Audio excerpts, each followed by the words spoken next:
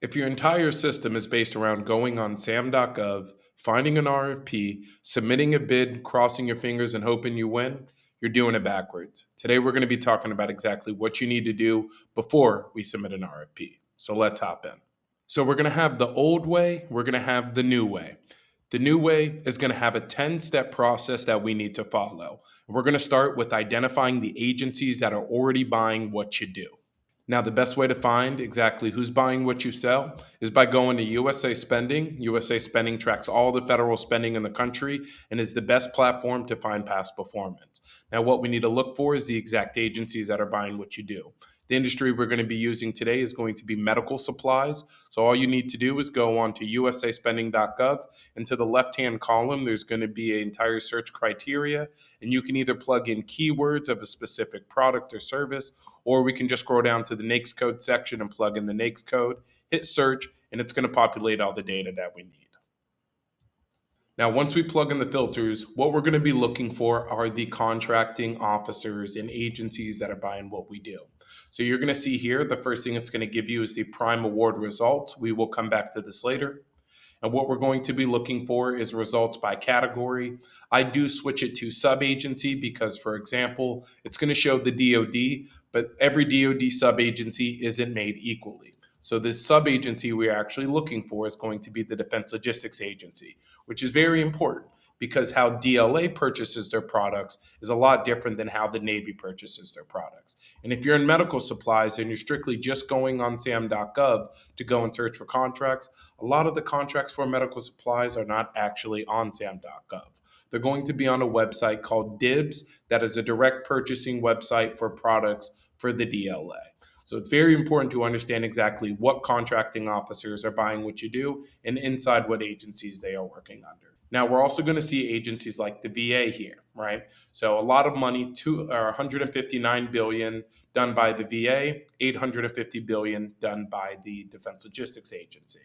So what we're going to be looking for is procurement trends. Now, when we're doing this for a specific agency, you want to exclude all of the rest of these agencies here. So for this example, because DLA is a little bit different of a purchasing, the way DLA purchases their service is a little bit different than going on SAM.gov. So what we're going to do is do the VA, and all you have to do is just take, one of the three-letter acronyms, or just, VA veterans, whichever one works. And what we're going to do is go to agency, and we're just going to paste veterans. Now, what this is going to give us is all the contracts since 2022 that are done directly for the VA, that is done through medical, dental, and hospital equipment.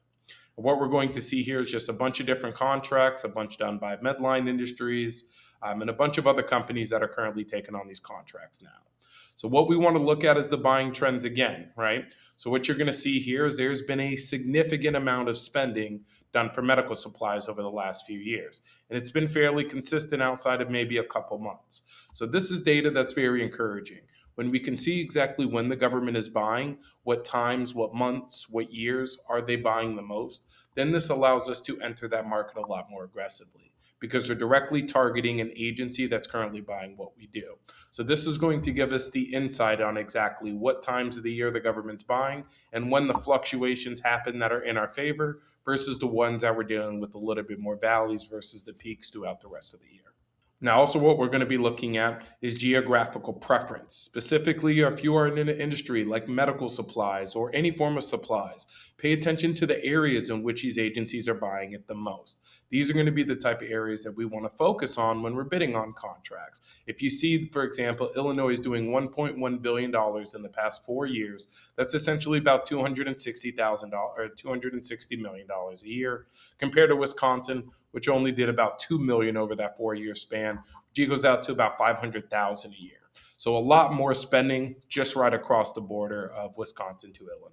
Now, step 2 is going to be researching past performance in the incumbent contractors that are currently winning these contracts now. So what we're going to do is do step 2 and step 3, kind of in the same process. We're going to find the most recent contracts, and we're also going to identify expiring contracts that we can then go after to position ourselves for them once they do expire. So let's click on one of these companies here. Now, assuming you are a small business, What I would recommend that you do is also go to recipient type here and just click on small business.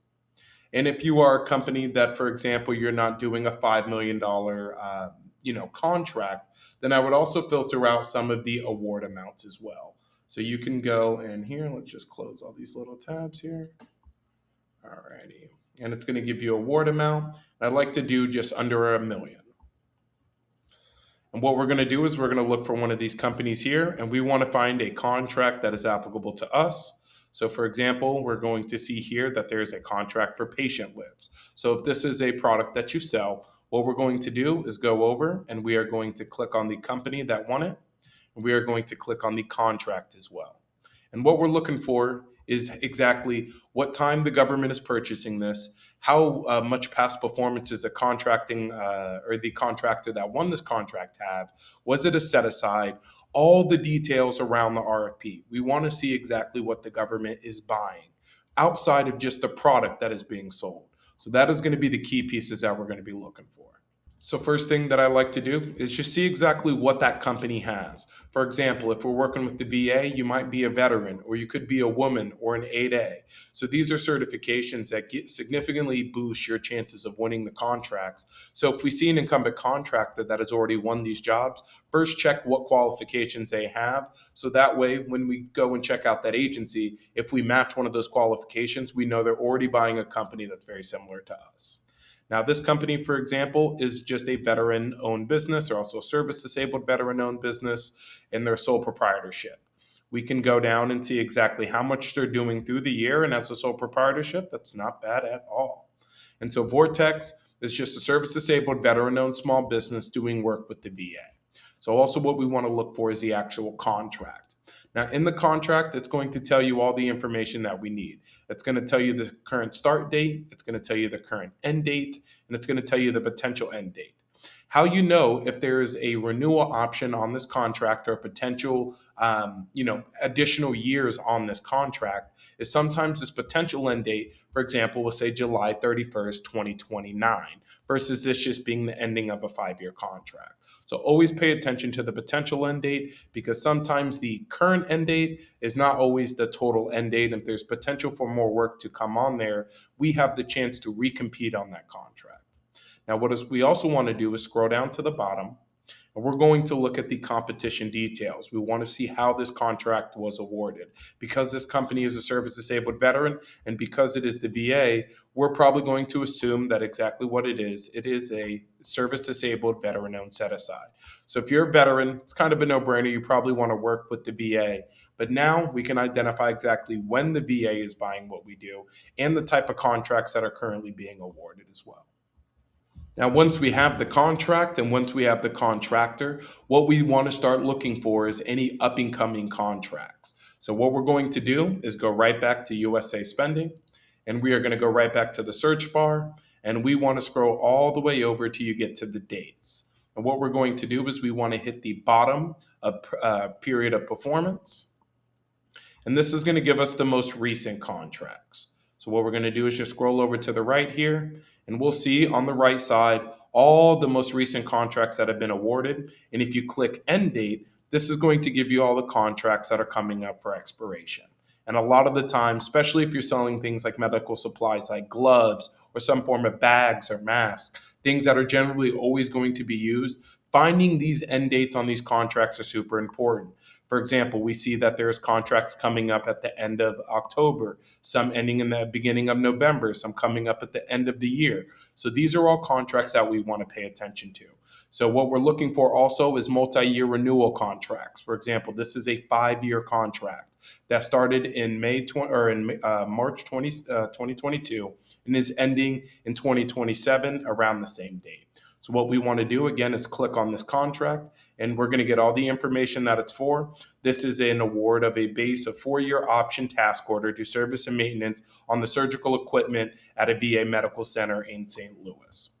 So again, same process. We want to look at the competition details. For example, this was not open to a set-aside. So that's very important. If you're not a veteran and we're looking at this contract was awarded to a company that maybe are not veterans, we can check, but also it wasn't a set aside even if they are a veteran. Now let's take a peek and see if they are a veteran. They also are a veteran. But again, the good part is this contract was not an SDVOSB set aside. So it was more about the business that actually could provide the best capabilities and best price versus it being a service, a contract that is serviced directly for veteran owned companies only. So any small business can bid on this. Because step 4 is going to be finding the contracting officer's information.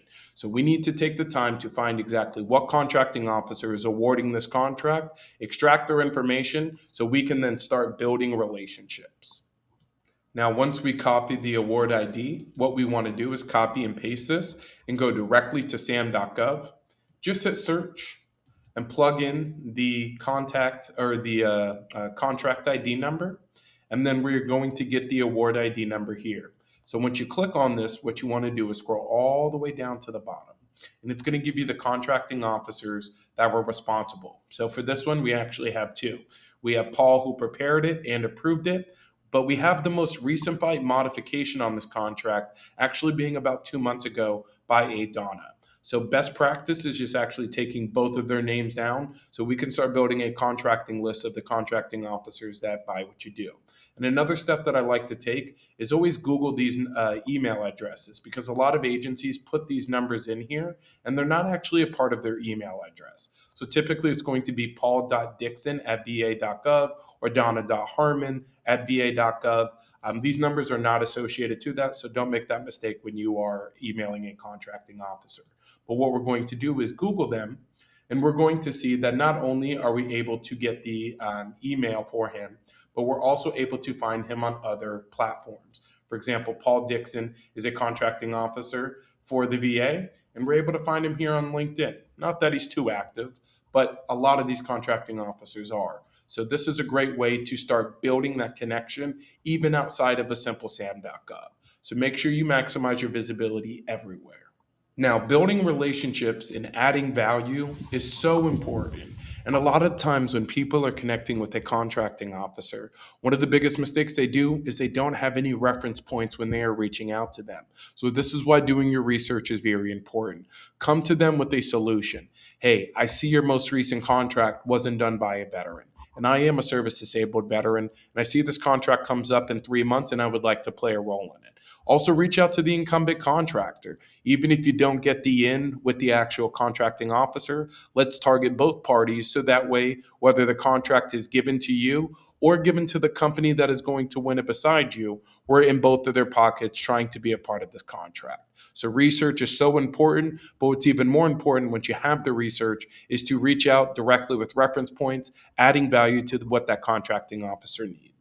Now, because this video is going to be an in-depth series, what we're going to do is actually cut this into 2. So if you guys have any questions on step 1 through 5, I'd be more than happy to answer them for you guys. I'm going to be leaving my email below for you guys to ask any questions that you want if you don't want to leave your information in the comments. I've had a few people reach out to me and say, Nick, I'd like help, but I don't want to exactly address everything on YouTube. So feel free to email me there. Me and my team will be more than happy to get back to you. And if you want more information, make sure you hit that notification bell. We're going to be dropping at least 1 to 2 videos every week that are going to be free tutorials on how to help you guys win government contracts. Until next time.